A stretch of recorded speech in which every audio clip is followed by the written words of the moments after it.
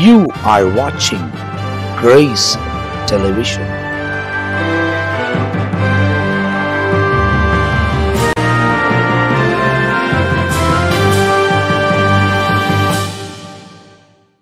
ஆண்டவரும் அருமை இரட்சகராக இயேசு கிறிஸ்துவின் நாமத்தினால் உங்கள் யாவருக்கும் எங்களுடைய அன்பின் வாழ்த்துக்களையும் ஸ்தோத்திரங்களையும் தெரிவித்துக் கொள்கிறோம். தேவனுடைய பெரிதான கிருபையால் சுவிசேஷம் என்ற இன்னொரு பகுதியில் உங்களை சந்திப்பதிலே நாங்கள் மிகுந்த மகிழ்ச்சி அடைகிறோம். தொடர்ந்து இந்த வசனங்களை தியானிப்பதற்கு தேவன் நம்மை ஆசீர்வதிக்கிறார். தொடர்ந்து இந்த வசனத்தில் உள்ள காரியங்களை ஆராய்ந்து பார்ப்பதற்கு ஆண்டவர் கிருபை தருகிறார். போன எபிசோட நீங்க பார்க்கும்போது மத்திய எழுதின சுவிசேஷம் 5ஆம் அதிகாரம் 33ஆம் வசனத்திலிருந்து 37ஆம் வசனம் வரை போன எபிசோட்ல தியானித்தோம். உள்ளதை உள்ளபடி சொல், இருக்கிறது இருக்குது, இல்லைன்றதை இல்லை, ஏன்னா பொய்யானை இடாத அப்படின்றத போன எபிசோட்ல பார்த்துருக்கிறோம். அதன் தொடர்ச்சியாய் 38ஆம் வசனத்திலிருந்து 42ஆம் வசனம் வரை ஒரு குறிப்பிட்ட சம்பவத்தை குறித்து தேவன் சொல்லுகிறார். இந்த சம்பவத்தை குறித்த காரியங்கள் தான் இந்த பகுதியில நாம் தியானிக்க போகிறோம்.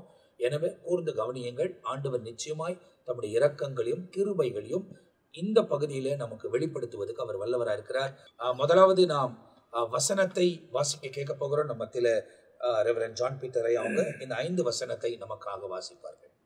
கண்ணுக்கு கண் பல்லுக்கு பல் என்று உரைக்கப்பட்டதை கேள்விப்பட்டிருக்கிறீர்கள். நான் உங்களுக்கு சொல்லுகிறேன், தீமையோடு எதிர்த்து நிற்க வேண்டாம். ஒருவன் உனது வலது கன்னத்தில் அறைந்தால் அவனுக்கு மறு கன்னத்தையும் திருப்பி கொடு. உன்னோடு வழக்காடி உன் வஸ்திரத்தை எடுத்துக்கொள்ள வேண்டும் என்று இருக்கிறவனுக்கு உன் அங்கியையும் விட்டுவிடு. ஒருவன் உன்னை 1 மைல் தூரம் வர பலவந்தம் பண்ணினால் அவனோடு 2 மைல் தூரம் போ. உன்னிடத்தில் கேட்கிறவனுக்கு கொடு, உன்னிடத்தில் கடன் வாங்க விரும்புகிறவனுக்கு முகம் கோணாதே. அப்ப இந்த பகுதியில் உள்ள வசனத்தை நாம் வாசிக்க கேட்டிருக்கிறோம். இதுல சில காரியங்கள் ஆண்டவர் முக்கியத்துவப்படுத்தி பேசி இருக்கிறார். இதை குறித்து முதலாவது நம்ம ரெவரண்ட் ஜெயக்குமார் அவர்கள் நம்ம பகிர்ந்து கொள்ள போகிறார்கள். கர்த்தருடைய நாமம் மகிமைப்படுவதாக. தொடர்ச்சியாக இந்த மலை பிரசங்கத்தின் வழியாக நாம் ஆராதிக்கிற ஆண்டவராகிய இயேசு கிறிஸ்து இன்னொரு காரியத்தை குறித்து நமக்கு தெளிவாக எடுத்து உரைக்கிறார். ஏனென்றால் இந்த பூமியிலே பழி வாங்குதலை குறித்து நாம் பார்க்கும் பொழுது யார் என்ன தவறு செய்தாலும் அதற்கு ஏற்ற தக்க பழி வாங்குதலை நாம் திட்டம் தீட்டுகிறோம். ஆகையால் தான் உலகத்திலே கொலை வெறிகளும் பல தீமையான காரியத்தை செய்வதற்கு முக்கியமான அஸ்திவாரத்தை பார்க்கும் பொழுது பழி வாங்குதல். ஒரு ராஜ்யத்துக்கு விரோதமாக இன்னொரு ராஜ்யம் கூட அவர்கள் பழி வாங்குதல், எங்களை அடித்து விட்டார்கள், எங்கள் தேசத்தின் மீது அவர்கள் போர் தொடுத்தார்கள், ஆகையாலே நாங்கள் பழி வாங்க வேண்டும், பழிக்கு பழி வாங்க வேண்டும் என்று திட்டமிட்டு பழி வாங்குதலை குறித்து நாம் உலகத்தில் நடைமுறையில பார்க்கிறோம். ஒரு குடும்பத்துக்கு விரோதமாய் ஒரு காரியத்தை செய்த பிறகு பல ஆண்டுகள் கழித்து கூட அந்த பழி வாங்குதல் உள்ளத்தில் இருக்கிறபடினாலே எப்படியாகிலும் அவர்கள் செய்த தீமைக்கு ஏற்ற பழி வாங்குதலை நாம் செய்ய வேண்டும் என்று மனுஷன் நினைக்கிற காரியத்தை நாம் பார்க்க முடிகிறது. கொலைவெறி, பலவிதமான காரியங்கள், அவங்கள பழி வாங்கி சிறையிலே தள்ளுவது, இது முக்கியமா பார்த்தேன்னு சொன்னாக்கா அரசியல் ரீதியில இதை பார்க்க முடியும். ஒரு கட்சி இருக்கும் பொழுது எதிர்கட்சியை பழி வாங்குவார்கள், அவர்கள் செய்த தவறை எடுத்து கொடுத்து சிறையில தள்ளுவார்கள்.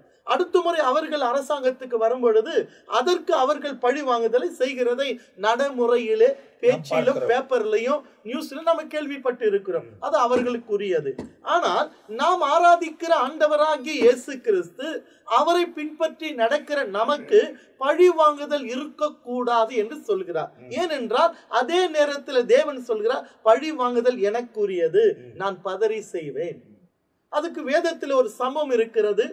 இஸ்ரவேல் ஜனங்கள் எகிப்தில் இருந்து வெளியே வரும் பொழுது ஒரு தேசத்தின் வழியாக அவர்கள் வர பிரயாசப்படுகிறார்கள்.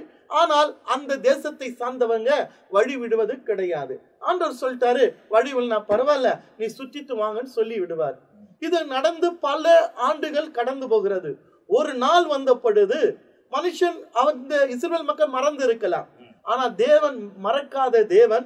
ஒரு நாள் வந்த பொழுது அந்த தேசத்தை யுத்தம் செய்யும் பொழுது ஆண்டவர் சொன்னாரு, நான் என் ஜனங்கள் வரும் பொழுது வழிவிடாமல் தடுத்து நிறுத்த அவர்களை அந்த தேசத்துல ஒரு நாய் கூட விடாமல் கொன்று விடுங்கள் சொல்வார். அப்போ பழி வாங்குதல் அவருக்குரியது.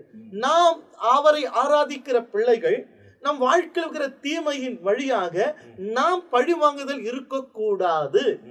ஏன்னா பழைய ஏற்பாடு காலத்திலே நியாயப்பிரமாணத்தின்படி பழி வாங்குதல் உட்பட்டதான போதனைகளை போதித்து இருக்கிறது. என்ன சொல்றாரு பாருங்க, 38 கண்ணுக்கு கண் அப்படின்னா பல்லுக்கு பல். அப்போ நியாயப்பிரமாணம் அவங்களுக்கு என்ன போதித்தது? கண்ணு எடுத்தா நீ கண்ணு எடுத்துரு, பல்ல வச்சா பல்ல எடுத்துரு. இது உரைக்கப்பட்டதை கேள்விப்பட்டு இருக்கிறீர்கள்.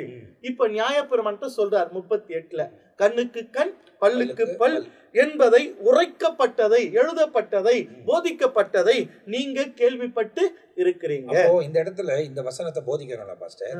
அந்த டைம்ல ஆண்டவர் அப்படி ஏன் சொல்லி இருக்கிறாரு அப்படின்னு யோசித்து பார்த்தா ஒரு விதத்துல என்ன யோசனை வருது அப்படின்னா, அப்படி சொன்னாவது இவன் போய் இன்னொருத்தர் கண்ணை நோண்ட மாட்டான். அப்படி நோண்டிட்டானா இவன் கண்ணும் என்ன பண்ணப்படும்? பிடுங்கப்படும். இவன் அவன் பல்ல உடைச்சிட்டானாக்கா இவன் பல்லம் உடைக்கப்படும். அதனால இவங்க மற்றவங்களுக்கு தீமையை செய்ய மாட்டாங்கன்ற ஒரு நோக்கத்துல கூட சொல்லி இருக்கலாம். உண்மைதான். ஏன்னா அதிலே ஒரு காரியம் இருக்கு. இவர்கள் நியாயப்பிரமாணத்துக்கு உட்பட்ட மக்கள், நியாயப்பிரமாணத்தை கை கொள்ளுகிற மக்கள், நியாயப்பிரமாணத்தை மேன்மையாக மதிக்கிற மக்கள்.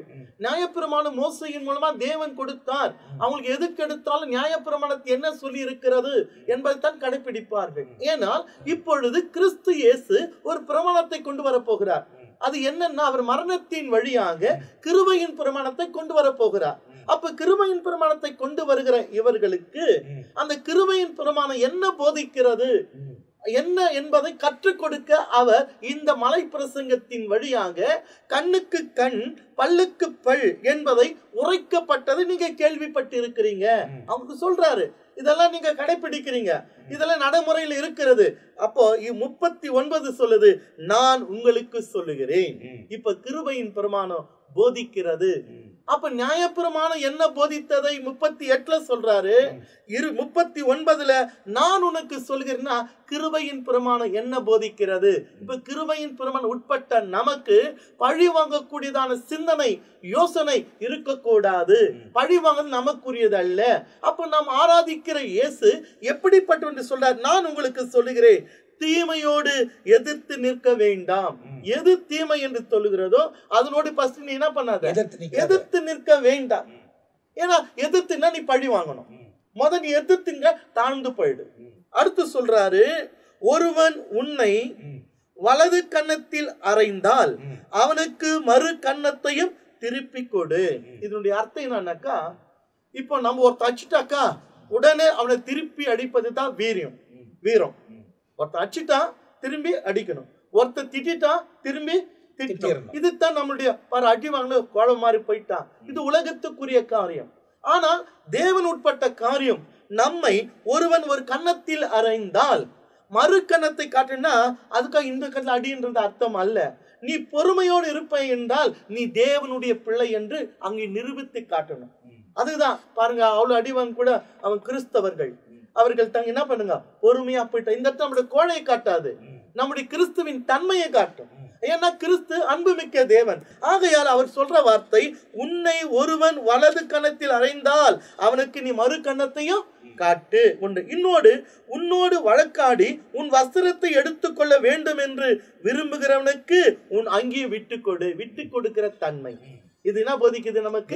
விட்டு கொடுக்கிற தன்மை. நாம் கிறிஸ்துவ வாழ்க்கையில இயேசுவை இரட்சகராய் ஏற்றுக்கொண்டவர்கள் விட்டு கொடுக்கிற தன்மை உடையவர்களாக இருக்கணும். அதைத்தான் நமக்கு. ஏன்னா அந்த காலத்துல ஒரு வஸ்திரத்தை உன்னோடு வழக்காடி உன் வஸ்திரத்தை எடுத்துக்கொள்ள வேண்டும் என்கிறவனுக்கு உன் அங்கி கூட என்ன பண்ணு, விட்டு கொடுக்கிற தன்மை. விட்டு கொடுக்கிறதுனால கிறிஸ்துவனுடைய நாமத்தை நாம் மகிமைப்படுத்துகிறோம். அடுத்து சொல்றாரு, ஒருவன் உன்னை 1 மைல் தூரம் வர பண்ணினால் அவனோடு கூட 2 மைல் தூரம் போ. பொறுமையா இரு. இந்த இடத்துல என்ன கற்றுக் கொடுக்கிறாரு? பொறுமையா இருந்து கற்றுக்கிட்டார்.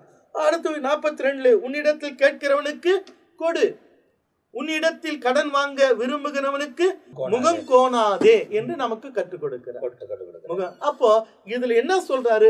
ஒட்டு மொத்தமாக பார்க்கும் பொழுது நியாயப்பிரமாணம் என்ன கற்றுக் கொடுக்கிறது? அது வேணாப்பா, கண்ணுக்கு கண் பல்லுக்கு பல்லெல்லாம் வேணாம். அதுக்கு நீ என்னை பின்பற்று நடக்கிறபடினாலே நீ இந்த காரியத்தை கடைபிடிக்க. ஏன்னா பழி வாங்குதல் எனக்குரியது, நீ பழி வாங்காத, தாழ்மையா இரு, பொறுமையா இரு, விட்டு கொடு. அப்படின்னு நமக்கு கற்றுக் கொடுக்கிற ஒரு பகுதி தான் 38 42 வரை. அப்ப இந்த பகுதியில நாம் இருக்கிற காரியங்களை நம்ம மத்தியில ரெவரண்ட் ஜெயக்குமார் அவர்கள் ரொம்ப தெளிவாய் பகிர்ந்து கொண்டாங்க. இப்போ நம்ம மத்தியில ரெவரண்ட் ஜான் பீட்டர் ஐயா நமக்கு அந்த வசனங்களை விளக்கி கொடுக்க போறாங்க. நம்ம என்ன சொல்ல போறாங்கன்றதை கேட்க போறோம். 38ஆம் வசனத்தில் பார்த்தோம், கண்ணுக்கு கண் பல்லுக்கு பல் என்று உரைக்கப்பட்டதை கேள்வி எங்க கேள்விப்பட்டிருக்கீங்க? வேதம்தான். எங்க கேள்விப்பட்டிருக்கு? யாத்திராகமத்தின் புஸ்தகம் 21ஆம் அதிகாரத்தின் 24, 25 படிக்கிறேன் பாருங்க. கண்ணுக்கு கண் பல்லுக்கு பல் கைக்கு கை காலுக்கு கால் அப்படின்னா அந்த அடுத்து சூட்டுக்கு சூடு காயத்துக்கு காயம் தழும்புக்கு தழும்பு பழி கொடுக்க வேண்டும். அவ்வளோதான். அதான் சொல்றாரு, உன்னை ஒருத்தவன் தொட்டா நீ தொடு. இது பிரமாணம் சொல்லுது. ஏன்னா அடுத்தவன் அந்த தப்பை செய்யக்கூடாது, திரும்ப துணிகரமாக அவன் செய்யக்கூடாதுங்கிறது. இங்கே ஆண்டவர் சொல்றாரு அது வேண்டாம். அதான் ஆண்டவரை பின்பற்று. தேவனுடைய பிரமாணத்தை கேட்குறவங்க, இயேசுவானவருடைய பிள்ளையா மாறுறவங்க அவரை போல இருக்கணும். அதுக்காக தான் இந்த போதனை. இன்னும் கூடுதலா லேவியராகமம் 24ஆம் அதிகாரத்தின் 19ஆம் வசனத்துல என்ன சொல்றாருன்னா, நொறுக்குதலுக்கு நொறுக்குதல், கண்ணுக்கு கண் பல்லுக்கு பல். அவன் ஒரு மனிதனை ஊனப்படுத்தினது போல அவனும் ஊனப்படுத்தப்பட வேண்டும். இதுக்கு இதை படிக்கும் போதே கஷ்டமா இருக்கு. அப்ப அந்த மனித நேயம் இல்லையே. அப்படின்னா நியாயப்பிரமாணத்துல ஆண்டவர் சொன்னதின் நோக்கம் மனிதன் வழிதவறி போய்விடக்கூடாது, கொஞ்சம் ஒழுங்கா. இப்ப இந்த பிரமாணத்தை உணர்ந்தா ஒருவன் இன்னொருவருக்கு பாதிப்பு வராதபடிக்கு அவன் ஒழுங்கு முறையோடு தன் வாழ்க்கையை செவ்வையாய் அமைத்து இருக்க வேண்டும் என்பதற்கு தான் பிரமாணம் கொடுக்கப்பட்டது. ஆனா ஆண்டவர் வந்ததே அதை அப்படியே மாற்றி ஒரு புதிய நிலைக்கு மனுஷனா மதிக்கணும் அப்படிங்கிற நிலைய சுட்டி காட்டி தான் எதற்கு வந்தாரோ அந்த தன்மையை புரிந்து வாழ்வதற்கு இப்பொழுது அவர் போதிக்கிறார். இப்ப அந்த உரைக்கப்பட்டதை கேள்விப்பட்டோம். 39 என்ன சொல்றாரு? நான் உங்களுக்கு சொல்லுகிறேன். அப்ப ஆண்டவர் ஒரு வார்த்தை சொன்னால் ஒரு வார்த்தையும் அர்த்தம் உள்ளது, ஒவ்வொரு வார்த்தையும் பிரயோஜனம் உள்ளது. ஒரு வார்த்தையை கேட்டு நடந்தால் அதில் தெய்வீகம் இருக்கிறது. ஆனா அதே நேரத்துல ஆண்டுடைய வார்த்தையை கேட்டு நடக்கும்போது அதுல சமாதானம், அதுல சந்தோஷம், அதுல ஆசீர்வாதம். இவர் வார்த்தையை ஏற்றுக்கொள்ளாம பழைய ஏற்பாட்டு போலவே முரட்டு குணமா நடந்தால் அவன் தண்டனையை பெற்றுக்கொள்ளுவான். அது ஆண்டவரால் சகித்து கொள்ள முடியாது. அதற்காக தான் நல்ல எண்ணத்தோடு அவர் ஒரு நல்லவர், நல்ல போதகர், நல்ல வார்த்தைகளை சொல்லுகிறவர். அவரை கேட்கிறவங்க, அவரை கவனிக்கிறவங்களும் அப்படியே இருக்க வேண்டும் என்று சொல்லுகிறார். என்ன சொல்றாரு? உங்களுக்கு சொல்ற, தீமையோடு எதிர்த்து நிற்க வேண்டாம். இப்ப தீமை செய்கிற ஒரு கூட்டம் கண்டிப்பா இருக்கும். தீமை நிறைந்த உலகத்தில் இருக்கிறோம். அப்ப சொல்ற, ஒருவன் உன்னை வலது கன்னத்தில் அறைந்தால் அவருக்கு மறு கன்னத்தை திருப்பி கொடு. ரோமர் 13ஆம் அதிகாரத்தின் ரோமர் 13 1-5 வரைக்கும் படித்து பார்த்தால் அங்கே தீமையோடு எதிர்த்து நிற்கிற விஷயங்களை குறித்து பவுல் குறிப்பிடுகிறார். 13:1-5 அதுல குறிப்பா அந்த பகுதியில் என்ன சொல்லியிருக்கு? அரசாங்கம், அதிகாரி, ஒருவர் ஆட்சி செய்யறவங்க, மேலான அதிகாரம், அவங்க திட்டங்களை வகுக்கிறாங்க. இப்படி இருக்க வேண்டும், அந்த ஆட்சிக்குட்பட்டு அந்த பிரஜைகள், அந்த ஜனங்கள் எப்படி இருக்க வேண்டும் என்று சொல்றாங்க. அப்படி ஒரு சட்டத்தை இயற்றும் போது நாம் அதற்கு எதிர்த்து நிற்க கூடாது. நம்ம பொறுத்த வரைக்கும் தீமையா தெரியுது. அவங்க இயற்ற சட்டம் சரியில்லை, நமக்கு அது ஒத்து போக முடியல, அதன்படி நடக்க முடியல. ஆனா மேலான அதிகாரத்துக்கு நீ கீழ்ப்படிந்துதான் ஆகணும். இது ஆண்டவர் சொல்லி கொடுக்கிற விஷயம். அப்ப அந்த 13 ஒரு வார்த்தை குறிப்பிடுற பார், ஆண்டவரால் தான் எல்லாம் நியமிக்கப்படும். ஒரு கீழ்ப்படிதலை அங்கே கொடுக்கிறார், கீழ்ப்படிதல் கற்றுக் கொடுக்கிறார். 2ஆம் வசனம், ஆதலால் அதிகாரத்திற்கு எதிர்த்து நிற்கிறவன் தேவனுடைய நியமத்திற்கு எதிர்த்து நிற்கிறான். அப்படி எதிர்த்து நிற்கிறவர்கள் தங்களுக்கு தாங்களே ஆக்கினையை வருவித்து கொள்ளுகிறார்கள். பிரமாணத்தில் ஒருத்தவன் தொட்டா அவன் தொட்டு அவனை ஊனப்படுத்துகிறான். ஆனா இந்த இடத்தில் நாம் ஆண்டவர் நியமித்தது அதிகாரத்திற்கு விரோதமாய் எழும்பினால் நாமே, அவர்கள் நமக்கு தண்டனை கொடுக்கறதில்ல, நாமே தண்டனையை பெறுகிறோம். இதுதான் தேவன் கொடுக்கிற காரியம். இது இன்னும் அநேக காரியம். அதுக்கு என்ன சொல்றாரு? தீமையோடு எதிர்த்து நிற்க வேண்டாம் சொல்லிட்டுதான் அடுத்த உன்னை அடிச்சான்னா நீ அவன் மறு கண்ணத்தை திருப்பி கொடு, உன்னோடு வழக்காட வஸ்திரம், இதெல்லாம் பாஸ்ட் சொல்லியிருக்காரு. அப்போ என்ன விஷயம் அப்படின்னு சொன்னா இதுல சகிப்புத்தன்மை அடங்கி இருக்கிறது. சகிப்பு. ஒருத்தவன் கன்னத்துல அடிச்சான்னா நாம் அதை சகிக்கணும். அதான் ஆண்டவர் சொல்றாரு. அதான் தெய்வீகம், சகிப்புத்தன்மை. இப்போ மருத்துவர்கள் என்ன சொல்றாங்க? ஒருவர் பலவீனப்பட்டால் பலமுள்ளவன் என்ன செய்யணும்? அவனுக்கு உதவியா இருக்கணும். அப்போ பலமுள்ளவன் நம்மளை அடிக்கிறான், பலமுள்ளவன். நாம் பலவீனம் தான். ஆனா பலவீனன், இந்த பலவீனம், நம்ம பலவீனங்கிறது பாவம் அல்ல. இப்ப நம்ம பலவீனப்பட்டு போறோம், பலமுள்ளவன் தாக்குகிறான். அதான் ஒருத்தன் அடிக்கிறான்னா அவன் பலமுள்ளவனா இருக்கிறான். நான் வாங்கிக்கிறேன், ஆனா நான் அவன் அதுக்கு பதில் செய்ய வேணாம். நான் பலவீனங்கிறதினால் நாம பலவீனனாய் இருந்தாலும் ஆண்டவருக்கு முன்னால பலவான் என்று அழைக்கிறார். சகிக்கிற அனுபவம், சகிக்கிறது. ரெண்டாவது, இப்ப இது துணி வஸ்திரத்தை எடுக்கிற விஷயமா இருக்கட்டும், நடந்து போகிற மைல் தூரம் அப்படி எல்லாம் இருந்தா கூட இது தோல்வி கிடையாது. இது நமக்கு அந்த வார்த்தையை பொறுத்த வரைக்கும் அது தோல்வியை போல காட்டுகிறது. ஆனால் நாம ஜெயம் பெறுகிறவர்கள். ஆண்டவர் வார்த்தையை கேட்டு வாழ்வது நாம விட்டு கொடுக்கிற காரியம். அவன் என்ன சொன்னாலும் சரி, அவன் என்ன பேசினாலும் நம்ம தாழ்ந்து போவது, இது தோல்விக்கு அடையாளம் அல்ல. நிறைய பேர் என்ன சொல்லுவாங்க? இவன் தோத்துட்டான், நாங்க ஜெயிச்சிட்டோம்னு சொல்லி உலக பார்வை அப்படி இருக்கும். ஆனா நம்முடைய பார்வையில் நாம் ஜெயம் பெறுகிறவர்கள். மூன்றாவது, அடிச்சிட்டோம் பாரு, அவனை எடுத்துட்டான் பாருன்னு சொல்றான்.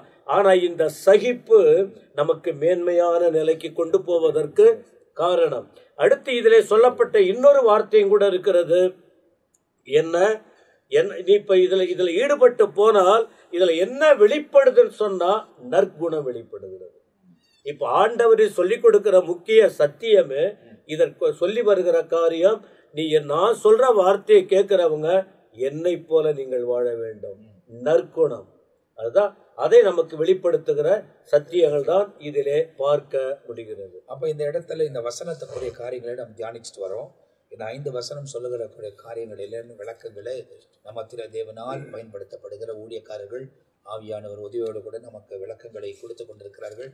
இந்த விளக்கங்களை தொடர்ந்து நம்ம மத்தியில ரெவரண்ட் மெல்கிசேதேக் அவங்க கொடுப்பாங்க. நம்ம என்ன ஆவியானவர் பேச போகிறார் என்பதை நாம் கவனிக்கணும். பிரியமானவர்களே, ஏற்கனவே நாம் இந்த 5 வசனத்தில் இருக்கிற சத்தியங்களை 2 தேவ ஊழியக்காரர்கள் மிக ஆணித்தரமாக அவர்கள் கருத்துக்களை எடுத்து வைத்திருக்கிறார்கள். ஆண்டவர் இந்த இடத்துல சொல்லும் பொழுது ஒவ்வொரு உபதேசமாக, ஒவ்வொரு தலைப்பின் கீழாக ஆண்டவர் மலை பிரசங்கத்துல அவர் ஜனங்களோடு அவர் பேசுகிறார். அப்படி பேசும் பொழுது இந்த வசனங்களை தேவன் அவர்களுக்கு உபதேசிக்கிறார். பழி வாங்குதல், பழைய ஏற்பாட்டுல கண்ணுக்கு கண், பல்லுக்கு பல். ஒருவன் உன்னை நொறுக்கணும்னா நீ அவனை நொறுக்கணும். ஒருத்தவன் கண்ணை பிடுங்கிட்டானா அவன் கண்ணை பிடுங்கணும். இதுதான் நியாய பிரமாணம் கற்றுக் கொடுக்கிறது. ஆனா இயேசு கிறிஸ்து இந்த புதிய பிரமாணத்தை அவர் அன்பின் பிரமாணமாக மாற்றிட்டார். எப்படி மாற்றினா, தன்னை போல, உன்னை போல நீ பிறரை நேசின்னு சொன்னார். எப்படி நீ உன்னை, how you love your self you love others. எப்படி நீ உன்னை நேசிக்கிறியோ அதை போல மற்றவர்களையும் நேசிக்க வேண்டும். இப்ப பாருங்க, அன்பிலே இந்த 10 கற்பனைகளையும் ஆண்டவர் அன்பின் கட்டளையாக அடக்கிவிட்டார். அப்போ பழி வாங்குதல், இப்ப ஆண்டவர் இங்க உபதேசம் பண்ணும் பொழுதே கண்ணுக்கு கண், பல்லுக்கு பல் என்று உரைக்கப்பட்டதை கேள்விப்பட்டிருக்கிறீர்களே. இந்த சட்டம் உங்களுக்கு தெரியுமே. இது சமுதாய சட்டமும் தேச சட்டமாகவும் இருந்தது. கண்ணுக்கு கண்ணு ஒருத்தர் யாருன்னா பண்ணா அவனுக்கு மறுபடியும் அவன் கண்ணு உடைக்கணும், அது தவறே கிடையாது. ஆனா இப்போ ஒருத்தவன் அடிச்சுட்டான்னா மன்னிச்சிருன்னு சொன்னார். ஆண்டவர் அதைத்தான் அங்கே கற்றுக் கொடுக்கிறார், அன்பின் பிரமாணத்தை. அதாவது ஆண்டவர் வெளி தோற்றத்தை இல்லை, நீங்க ஒவ்வொரு காரியத்தையும் நம்ம பார்த்துட்டு வரோம்னு சொன்னா, ஆண்டவர் உள்ளத்துல ஒரு மாறுதல் வரணும், நம்ம உள்ளத்துல ஒரு புதிதான ஒரு மனுஷர்களாய் நாம் மாற வேண்டும் என்று சொல்லி உள்ளான மாற்றத்தை தான் தேவன் விரும்புகிறார், வெளி மாற்றத்தை அல்ல. உள்ளான ஒரு மனுஷன் மாற வேண்டும் என்பதை கர்த்தர் விரும்புகிறார். அப்போ ஆண்டவர் கேள்விப்பட்டிருக்கிறீர்களே என்று சொல்லி, நான் உங்களுக்கு சொல்லுகிறேன், தீமையோடு எதிர்த்து நிற்க நீங்கள் வேண்டாம். தீமை ஒருத்தன் ஏன்னா பேசுறான்னா அதோடு நீ எதிர்த்து நீ இருக்காத, தீமையை நன்மையால் வெல்லு என்று சொல்லுகிறார். ஒருவன் உன்னை ஒரு கன்னத்தில் அரைஞ்சா நீ அவனை ஒரு கன்னத்தில் அரைக்கணும், அதுதான் நியாயப்பிரமாணம். ஆனா ஆண்டவர் சொல்ல மறு கன்னத்தை காண்பி. அப்போ ஒருத்தவனை அடிச்சான்னா இந்த கன்னத்துல அடிச்சிருப்பா அப்படின்னாக்கா கோபமாகிறவங்க அடிக்க மாட்டான், மனம் மாறி விடுவார்கள், சமாதானம் ஆயிடுவார்கள். அப்ப பாருங்க, அன்பினாலே இயேசு கிறிஸ்துவை கூட காரி துப்பினார்கள், சிரசின் மேல் அடிச்சாங்க. அப்ப ஆண்டவர் அவங்களை பார்த்து, என் சகோதரனை ஏன் என்னை அடித்தாயின்னு கேட்டார். அடிக்கிறவனை பார்த்து, என் சகோதரனை ஏன் என்னை அடித்த, நான் ஒண்ணுமே பேசலையே, எதுவுமே செய்யலையே, ஏன் என்ன அடிச்ச அப்படின் போது அங்க ஒரு அமைதல் உண்டானது என்று நாம் பார்க்கிறோம்.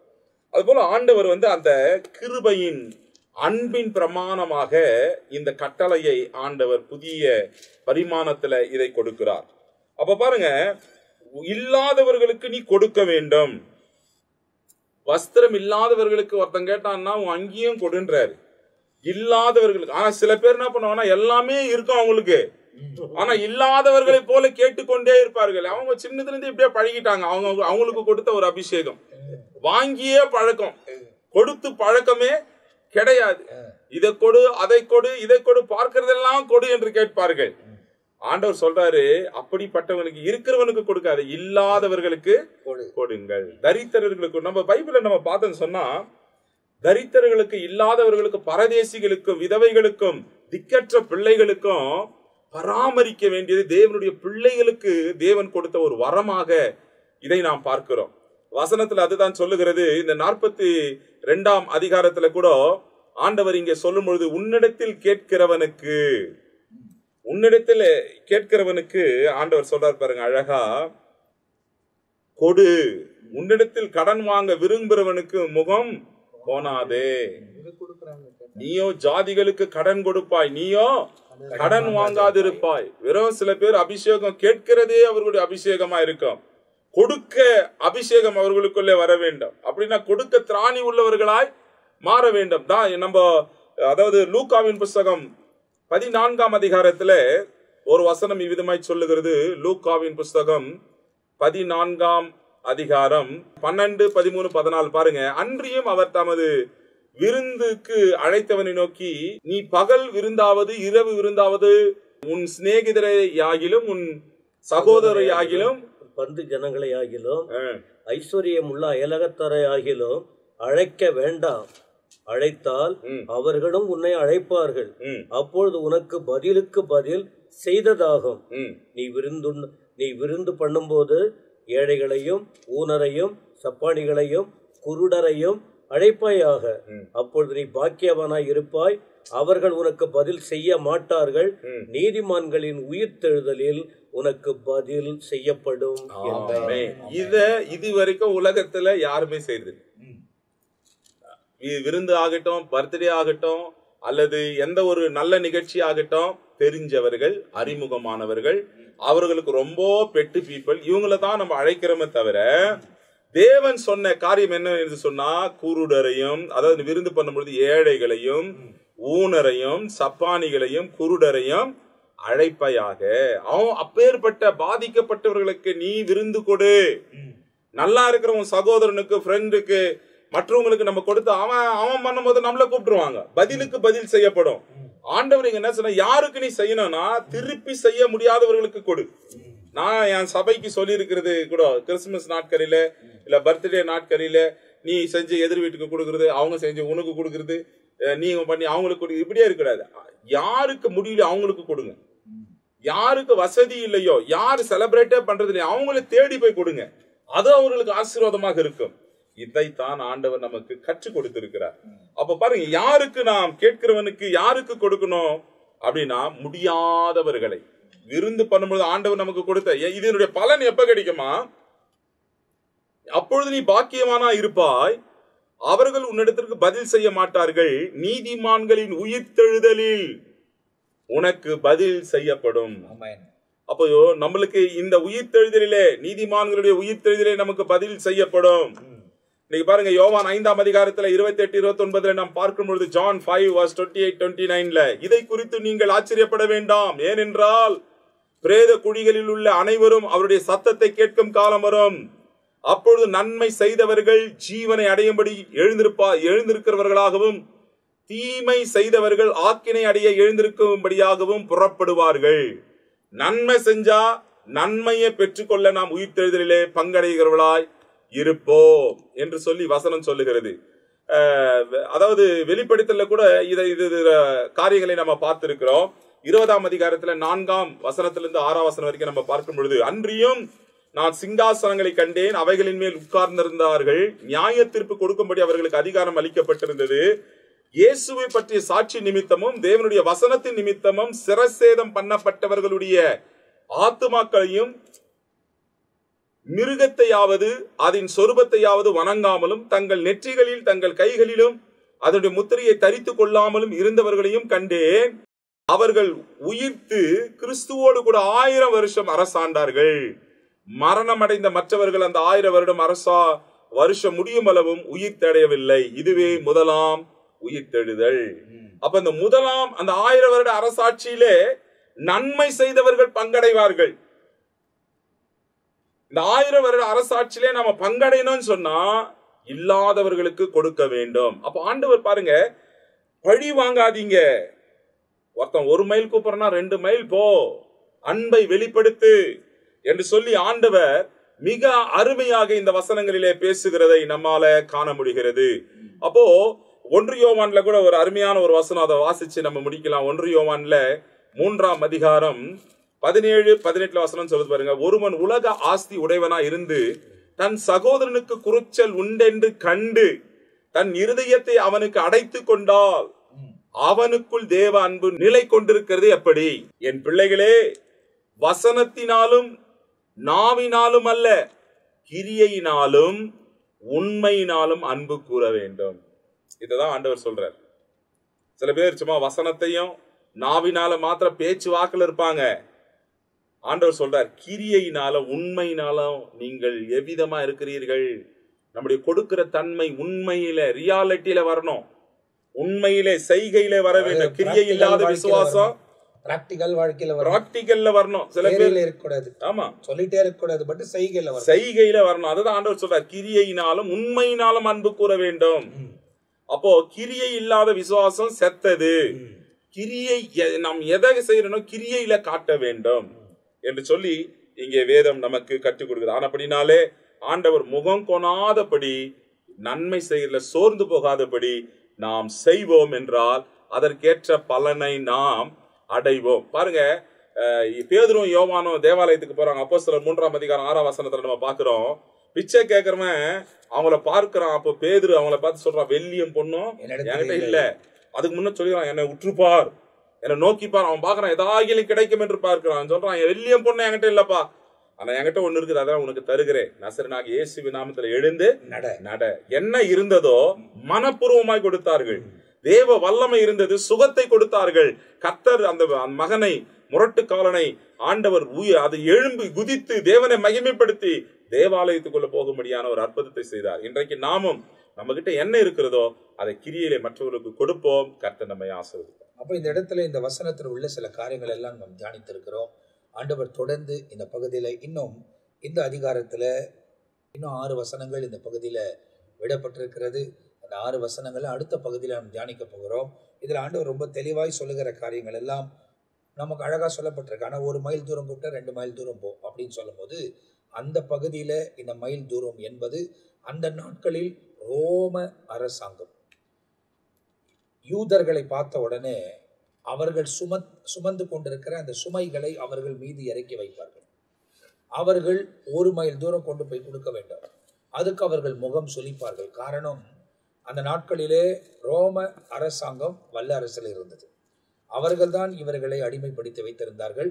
இவர்கள் வரியெல்லாம் அங்கத்தான் கட்டி கொண்டிருந்தார்கள். ஆகையால் தான் ஒரு பெரிய விடுதலைக்காக மேசையாவை அவர்கள் எதிர்பார்த்தார்கள்.